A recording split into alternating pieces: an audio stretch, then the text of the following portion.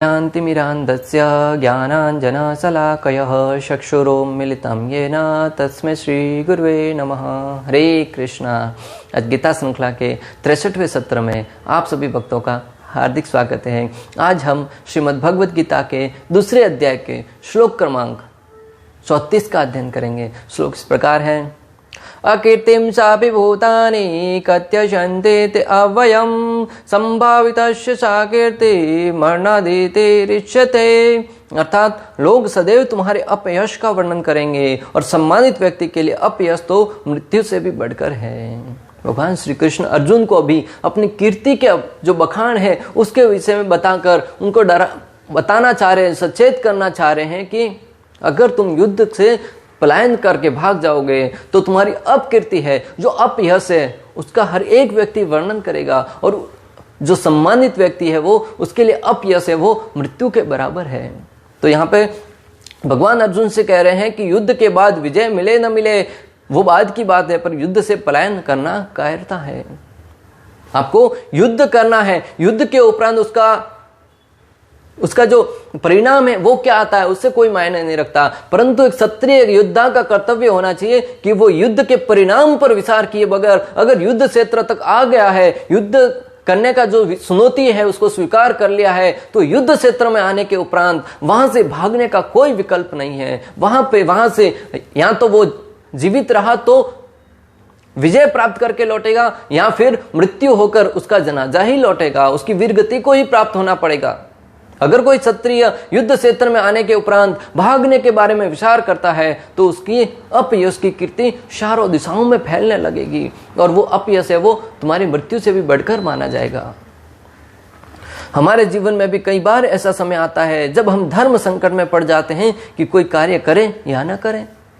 अर्जुन यहाँ पे धर्म संकट में पड़ गया कि मैं युद्ध लड़ूंगा तो मेरे जो गुरुजन हैं, भीष्म पितामह हैं, द्रोणाचार्य है, कृपाचार्य है और सामने जो भी हितैषी खड़े हैं, जो भी संबंधी खड़े हैं, उनकी मृत्यु हो जाएगी। अगर युद्ध नहीं करा तो मेरा अपयश है वो चारों दिशाओं में फैलने लगेगा। जो मेरे ऊपर श्रद्धा रख के जो यहाँ पर युद्ध करने के लिए आए हैं उनके ऊपर क्या गुजरेगी। तो अर्जुन है वो धर्म संकट में पड़ गया, युद्ध करूं या नहीं करूं। ऐसा हमारे जीवन में भी अनेक बार समय आता है जब हम धर्म संकट में पड़ जाते हैं।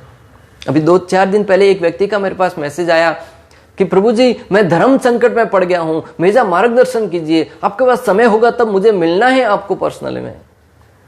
तो यहाँ पे मैं क्यों बता रहा हूं कि ऐसा उस व्यक्ति ने तो हमें कहा, परंतु दूसरे इस भौतिक जगत में प्रति क्षण बहुत सारे व्यक्तियों की ऐसी समस्या बनी हुई रहती है कि वो ये निर्णय नहीं ले पाते कि ये करूं कि ये करूं। अब कई बार व्यापार में भी देखते होंगे कि ये कार्य करूं कि ये कार्य करूं, और अगर ये कार्य करने पर उसमें सफलता मिल जाती है तब तो प्रसन्न हो जाता है, परंतु अगर विफलता हाथ लगती है तब सोचता है कि अगर ऐसा किया होता तो, अगर समय पर उचित मार्गदर्शन मिला होता तो यहाँ पे अर्जुन की वही स्थिति है, वो निर्णय नहीं ले पा रहा है। धन्य है अर्जुन कि वहां पर उसके मार्गदर्शन के रूप में विश्व के गुरु भगवान श्री कृष्ण विद्यमान है और कृष्ण की उपस्थिति में कोई व्यक्ति भटक ही नहीं सकता। मात्र श्री कृष्ण के नामों का यशोगान करके, मात्र श्री कृष्ण के नाम का सहारा लेके व्यक्ति इस भवसागर से पार हो जाता है। तो फिर अर्जुन के साथ तो स्वयं श्री कृष्ण विद्यमान थे। अगर आज हम भी चाहते हैं कि कृष्ण हमारे साथ रहे तो श्री कृष्ण की जो भगवद गीता जो कही है, भगवान श्री कृष्ण ने भगवद गीता से अर्जुन को ज्ञान देके अर्जुन उस ज्ञान को अपने जीवन में उतार कर इस युद्ध में विजय हुआ। अगर हम भी अपने जीवन के युद्ध में विजय होना चाहते हैं, विशेष रूप से बाहरी ताकतों से तो हम लड़ लेंगे, परंतु विशेष बात भक्तों हमारे अंदर के जो शत्रु हैं, काम, क्रोध, लोभ, मोह, मद, मत्सर्य, अहंकार, ईर्ष्या, द्वेष, ये अनेक प्रकार के शत्रु हमारे शरीर के अंदर निवास करते हैं। जो बड़े बड़े राक्षस थे भगवान श्री कृष्ण के साथ उपस्थिति में यहाँ पर आकर अनेक प्रकार का शरीर धारण करके आए थे, वही बड़े बड़े राक्षस जो अनर्थों के रूप में हमारे हृदय में निवास कर रहे हैं और हमारे शरीर के अंदर ही खोखले हमारे अपने आप हमको अंदर से खोखला करते जा रहे हैं। एक बार इस विश्व विजेता सिकंदर है वो संपूर्ण विश्व में युद्ध करता हुआ विजय होता हुआ भारत की तरफ आया, भारत के वृंदावन धाम में आया। वृंदावन धाम के बारे में तो आप सबने सुना होगा, जहां पर स्वयं श्री कृष्ण प्रकट होकर उन्होंने अपनी लीलाएं करी थी। वहां पर बाल्यकाल में और बड़े होकर भी अनेक प्रकार के रास नृत्य करे थे, अनेक प्रकार की लीलाओं का आदान प्रदान किया था। जब व्यक्ति वृंदावन में जाता है ना, तब वहां पर उसके मनोस्थिति वो परिवर्तित हो जाती है, क्योंकि वृंदावन में जाकर भी, और विशेष रूप से यमुना नदी के तट पर, और यमुना नदी के तट पर गए हैं तो फिर बांके बिहारी जी के दर्शन करना मत भूलिएगा। वहां पर बहुत ही सुंदर भगवान के दर्शन है, बहुत ही सुंदर भगवान के नामों का गुंजायमान होता है, बहुत ही सुंदर लीला स्थली है। वृंदावन में जाकर व्यक्ति है वो अपनी आंखों से सब कुछ दर्शन नहीं कर पाता। वहां पे जाकर हमें चाहिए कि हम अपने कानों के द्वारा वहां का जो महिमा गान है, भगवान श्री कृष्ण की जो लीलाएं करी थी उसके विषय में सुने, उसके विषय में स्मरण करके सुनकर उसकी जो तीर्थ स्थली उसको देखने का प्रयास करें।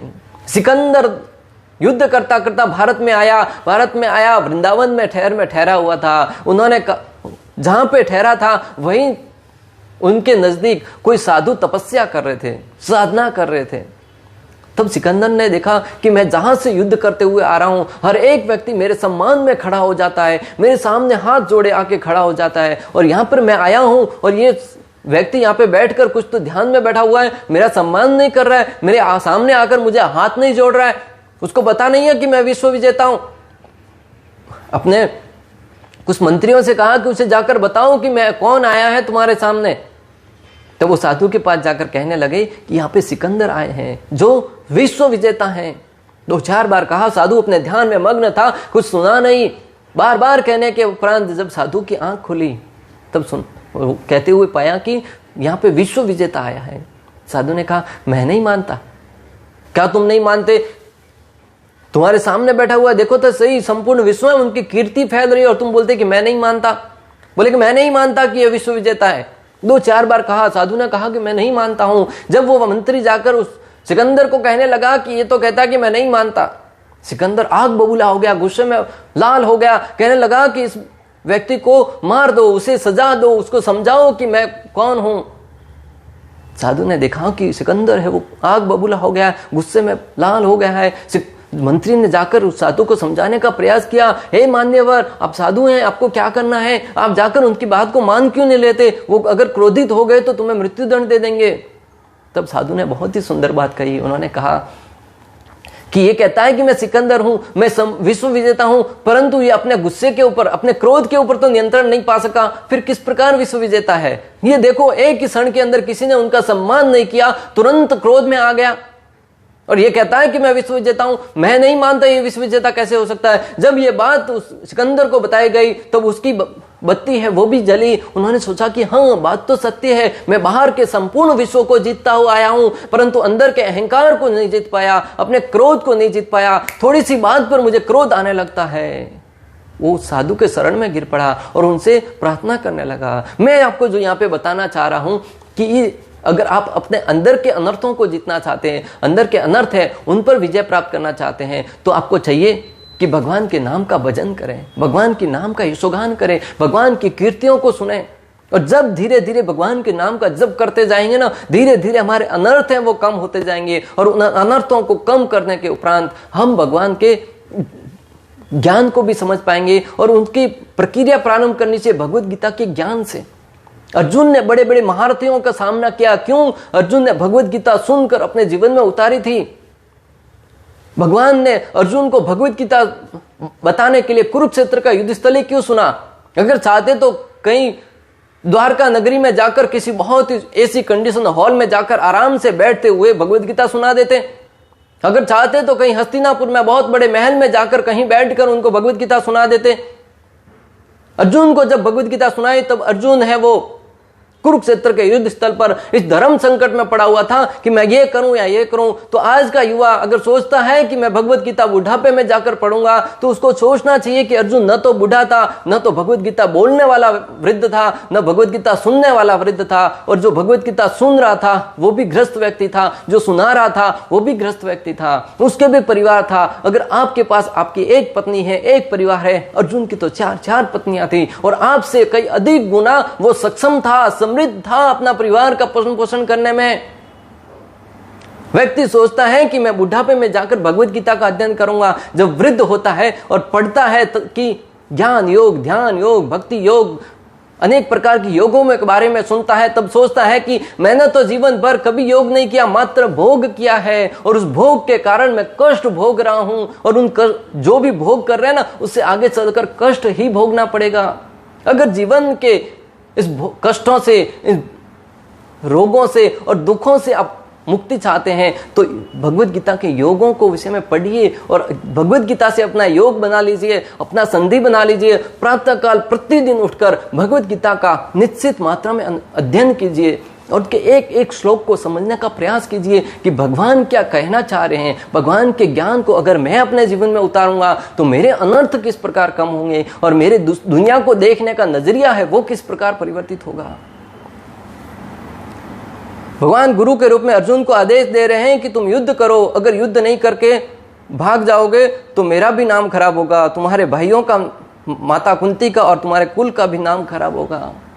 भगवान श्री कृष्ण अर्जुन को समझाना चाह रहे हैं कि अगर तुम युद्ध करने की बजाय युद्ध से पलायन कर लोगे तो तुम्हारा तो नाम खराब होगा, साथ ही साथ मेरा गुरु के रूप में भी नाम खराब होगा और तुम्हारे भाइयों का नाम खराब होगा कि उनका, भीम का भाई है वो युद्ध से भाग गया, युधिष्ठिर का भाई भीम युद्ध से भाग गया और माता कुंती का नाम खराब होगा कि जिस माता ने अपने बच्चों को इतना कष्ट देखकर, इतना दुख से बड़ा किया, वो समय आने पर युद्ध में खड़े ही नहीं रह पाए।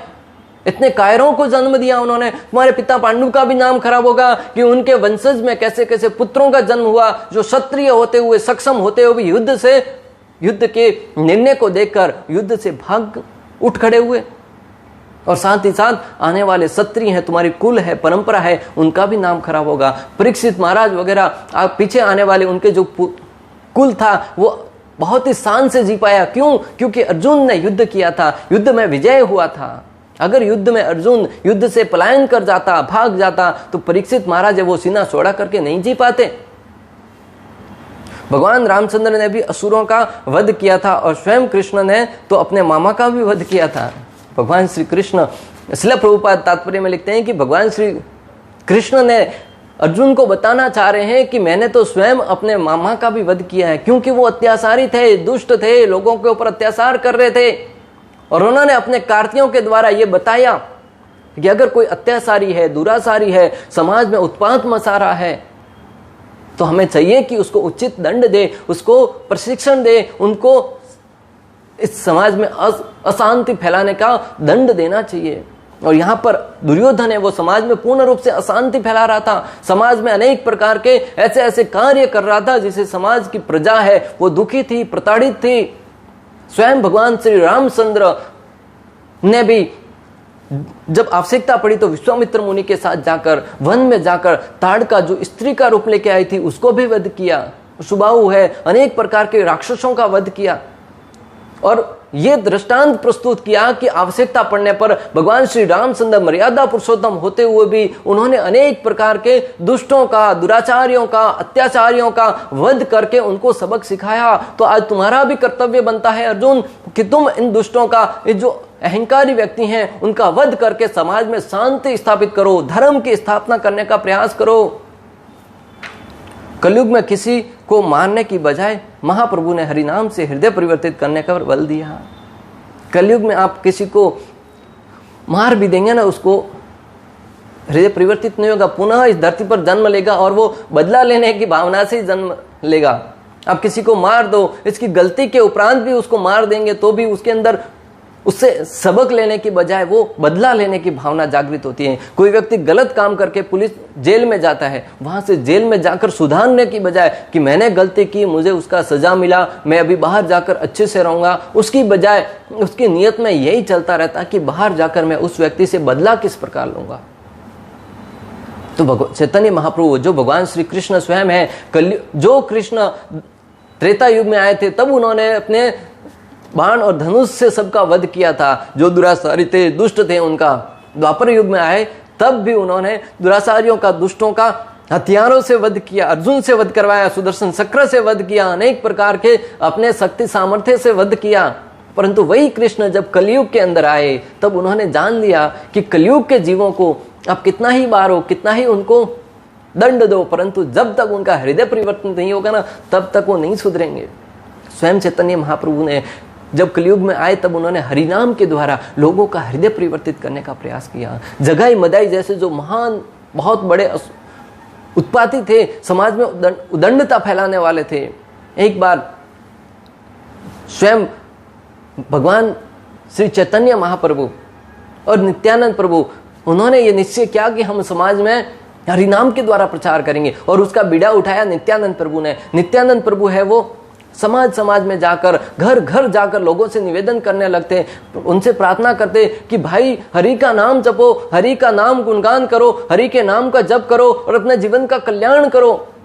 एक एक घर में जाकर ये निवेदन करने लगे कि मैं आपके शरणों में पड़ता हूँ, मैं आपके हाथ दबाता हूँ, पाँव दबाता हूँ, आपकी सेवा करता हूँ, आप प्लीज एक बार हरि बोल बोलिए, हरि का नाम बोलिए, हरे कृष्णा कृष्णा कृष्णा हरे हरे, हरे राम राम राम हरे हरे। एक बार हरि के नाम का जप कीजिए। जब कोई व्यक्ति प्रेम के साथ हरि का नाम जप करता था, नित्यानंद प्रभु बड़े प्रसन्न होते थे।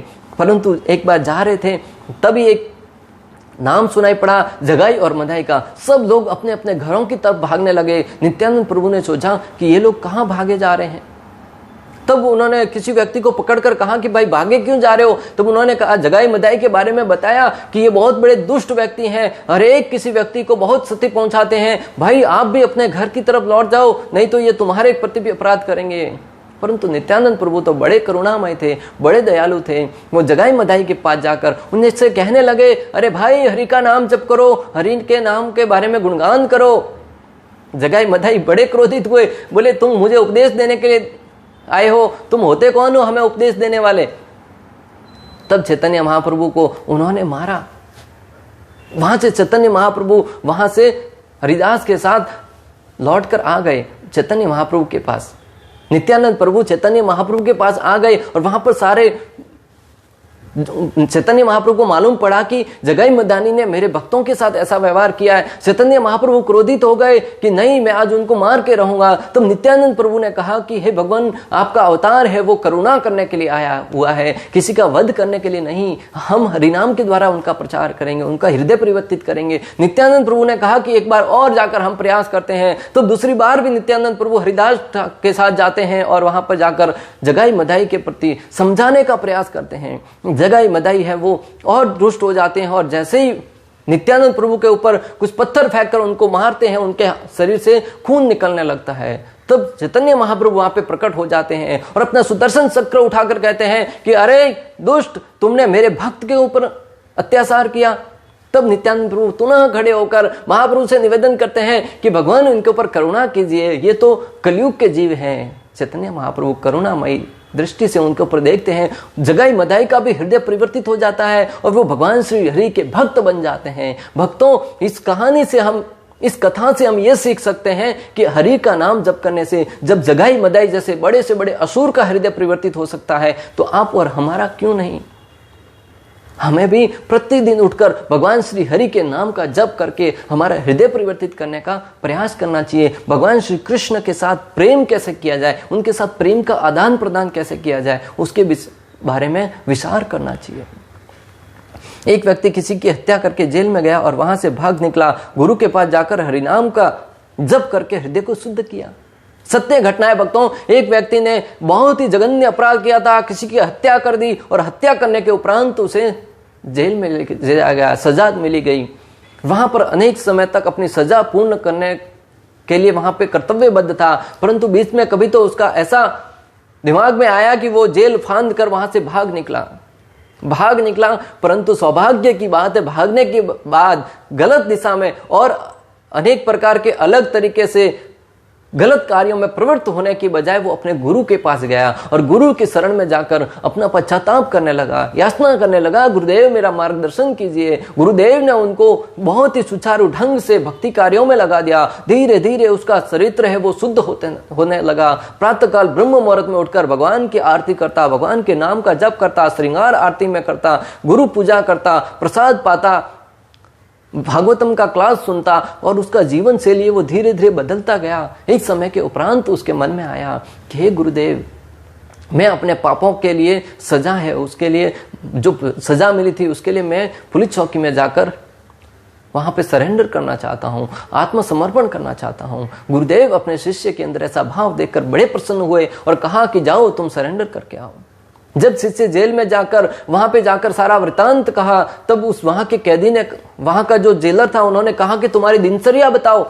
तब उन्होंने प्रातः काल ब्रह्म मुहूर्त से लेकर पूरे दिन की दिनचर्या बता दी, किस प्रकार सवेरे उठकर भगवान की पूजा करते हैं, फिर माला जप करते हैं, फिर गुरु पूजा करते हैं, श्रृंगार आरती करते हैं, फिर भागवतम क्लास सुनते हैं, दिन में भोजन करते हैं, संध्या आरती करते हैं, चैन दर्शन करते हैं, अनेक पूरा का पूरा दिनचर्या सुना दिया। तब जेलर है वो आश्चर्यचकित रह गया कि इस प्रकार परिवर्तन आया कैसे, और बोले कि इतना परिवर्तन आया है तो तुम्हें जेल में रहने की क्या आवश्यकता है। जेल होती ही इसलिए है कि व्यक्ति के चरित्र का निर्माण किया जाए, जो पाप किए हैं उसकी सजा देकर उसको सुधारने का प्रयास किया जाए। अगर तुम्हारे अंदर वो सुधार पहले से आ गया है तो तुम्हें जेल में रहने की आवश्यकता नहीं है। आज हम देखते भी हैं अनेक प्रकार के संत है, महात्मा है, जेल में जाकर प्रचार करते हैं। जो कैदी है उनको भगवत गीता का, भागवतम का ज्ञान देते हैं ताकि उनका चरित्र है उसका निर्माण किया जा सके। ऐसे अनेक दृष्टांत भी आते हैं कि जेल में रहकर व्यक्तियों ने भगवत गीता का अध्ययन किया और भगवत गीता का अध्ययन करने से उनका चरित्र में ऐसा निर्माण हुआ कि वो अपने गलत रास्तों को छोड़कर भक्ति के मार्ग पर आ गए। पुनः भगवत गीता की यह है शक्ति, भगवत गीता का यह है सामर्थ्य। अगर आप भी अपने जीवन को समर्थ बनाना चाहते हैं, मूल्यवान बनाना चाहते हैं, जीवन के उद्देश्यों को समझना चाहते हैं, तो भगवत गीता रूपी ग्रंथ को अपने जीवन का उद्देश्य बना लो। जीवन में भगवत गीता के सिद्धांतों के अनुसार अपना जीवन जीने का प्रयास कीजिएगा। हरिनाम से व्यक्ति का संसार को देखने का नजरिया बदल जाता है। हरिनाम का जप करने से व्यक्ति है वो संसार को देखने का नजरिया है वही परिवर्तित हो जाता है। जो व्यक्ति आज भोग की नजर से हर एक व्यक्ति को, बहन बेटी को देखता है, वही जब भगवत गीता का अध्ययन करेगा तब दूसरों को उसको बहन के रूप में देखेगा, माता के रूप में देखेगा, अपनी पुत्री के रूप में देखेगा। उसको समाज को देखने का नजरिया है वो परिवर्तित हो जाएगा। तो अगर समाज में शांति लाना चाहते हैं, बहन बेटियों को सुरक्षित करना चाहते हैं, कितने भी बड़े कड़े कानून क्यों न कर लो, लेकिन जब तक अंदर हृदय के अंदर से परिवर्तन नहीं आएगा, लोगों के अंदर जो दुष्भावना है, भोग की लालसा से बहन बेटियों को देखने का जो नजरिया है वो परिवर्तित नहीं होगा, तब तक समाज में शांति नहीं आ सकती, तब तक समाज में बहन बेटियां सुरक्षित नहीं हो सकती। कितने ही कड़े कानून क्यों नहीं बना लेते। तो हमें चाहिए कि बचपन से ही स्कूलों में भी भगवत गीता का पाठ्यक्रम का पाठ कराना चाहिए और बचपन से घर में भी हमें भगवत गीता का ज्ञान देना चाहिए, जिससे भगवत गीता का ज्ञान अर्जित करके बच्चे के चरित्र का निर्माण हो और वो चरित्रवान निर्माण बच्चा है वो दूसरों की बहन को भी अपनी बहन माने, समाज की हर एक स्त्री को अपने मात्र और मात्र भोग की इच्छा से न देखकर उनके प्रति सम्मान का भाव आए। और जब सम्मान का भाव आएगा तब वो समाज में ऐसी क्रांति लाएगा, ऐसी दिव्यता लाएगा कि समाज में किसी बहन बेटी को कोई खतरा नहीं रहेगा। ब्रह्मा जी नारद मुनि को ही हरिनाम की महिमा बताते हुए कहते हैं कि भगवान श्री ब्रह्मा जी नारद मुनि को हरिनाम की महिमा बताते हैं कि कलयुग में हरिनाम ही एकमात्र कलयुग में हरिनाम ही है वही मुक्ति प्राप्त करने का एकमात्र साधन है। वो कहते हैं हरे कृष्णा कृष्णा कृष्णा हरे हरे, हरे राम राम राम हरे हरे, इति सोड़ अक्षकम नाम नाम कली कलमश नाशनम नत्तः परत उपाय सर्व वेदेषु दर्शिता। ब्रह्मा जी कहते हैं कि कलयुग में जो हरे कृष्ण महामंत्र है, जो 16 अक्षर का महामंत्र है, आप गिन के देख लीजिए, उसमें 16 मंत्र है, 16 अक्षर का जो महामंत्र है वही कलयुग में एकमात्र मुक्ति प्राप्त करने का साधन है। उसके द्वारा ही जीवन में क्रांति आ सकती है, जीवन है वो मुक्ति प्राप्त कर सकता है, उसके अलावा अन्य कोई रास्ता नहीं है। मैंने सारे वेदों को पढ़ लिया, सारे शास्त्रों को पढ़ लिया और मुझे इससे बेहतर उपाय कलयुग के लिए तो कोई नहीं दिख रहा है। तो ब्रह्मा जी की कही हुई बातों को हमें सुनना चाहिए कि नहीं सुनना चाहिए? ब्रह्मा जी की कही हुई बातों को हमें मानना चाहिए कि नहीं मानना चाहिए? निश्चित रूप से मानना चाहिए। और हमें अपने जीवन में ब्रह्मा जी को जो सम्मान करते हैं, ब्रह्मा जी का जो मान रखते हैं, उनको चाहिए कि भगवत गीता को अपने जीवन का हिस्सा बना ले और हरिनाम का जप करके जीवन का उद्धार करने का प्रयास करें। इस प्रकार श्लोक क्रमांक 34 में हमने अनेक प्रकार से समझा कि जीवन में, इस भौतिक जगत में अगर आप सुखी रहना चाहते हैं तो भगवत गीता का अध्ययन कीजिए और भगवत गीता के सिद्धांतों को समझकर अपने हृदय में बैठे हुए अनर्थों का नाश करने का प्रयास कीजिए। और अनेक प्रकार से भगवान अर्जुन को क्या संदेश देना चाहा उसके विषय में भी पढ़ा। इस प्रकार श्लोक क्रमांक 34 का भक्ति वेदांत तात्पर्य पूर्ण हुआ। अंत तक हमारे साथ बने रहने के लिए आप सभी का हृदयपूर्वक प्रेम पूर्वक बहुत बहुत धन्यवाद। श्रीला प्रभुपाद की जय। श्री श्री राधा गोपीनाथ भगवान की जय। श्रीमद् भगवद गीता की जय। हरे कृष्णा कृष्ण कृष्ण हरे हरे, हरे राम